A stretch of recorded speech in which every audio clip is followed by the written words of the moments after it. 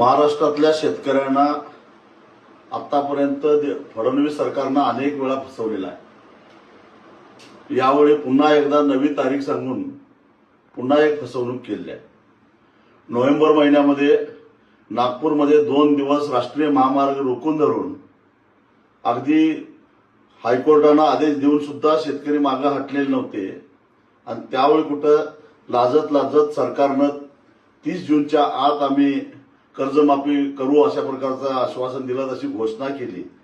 पण पुन्हा एकदा सरकारनं आपला रंग दाखवला आणि आता 5 जुलैनंतर त्याची प्रक्रिया सुरू होईल अशा प्रकारची घोषणा कृषी मंत्र्यांनी विधिमंडळामध्ये केलेली आहे। वास्तविक आता राज्यपालाकडे जायचं काहीच कारण नव्हतं, कारण अर्थसंकल्पीय अधिवेशनामध्ये बजेटमध्ये तरतूद केलेली होती, बजेटमध्ये तरतूद केलेली आहे आणि त्याच्यामध्ये एवढे निकष आणि एवढे कसोट्या लावलेल्या आहेत की 35,000 कोटीची ही कर्जमाफी 7-8 हजारच्या पुढे जात नाही आणि ती सुद्धा देत असताना अशा प्रकारचा कंजूसपणा दाखवणे सरकारला शोभणार नाही।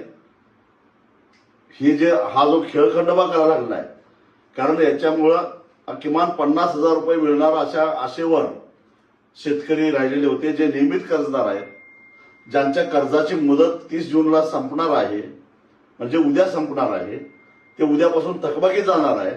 त्यांनी असं नियोजन करून ठेवलेलं होतं की किमान 50,000 आपल्या अकाउंटला जमा होतील आणि उरलेले पैसे आपण कर्जाचे भरायचे, असं नियोजन ज्यांनी केलेलं होतं ते आता पुन्हा कर्जबाजारी होणार आहेत आणि अशा प्रकारे शेतकऱ्यांच्या भावनेशी खेळण्याचा काही एक अधिकार सरकारला नव्हता। जणू काय भीक देतोय या पद्धतीनं हा जो काय खेळखंडोबा चाललेला आहे, मला सरकारला एवढाच इशारा द्यायचा आहे की हे तुम्हाला महागात पडेल।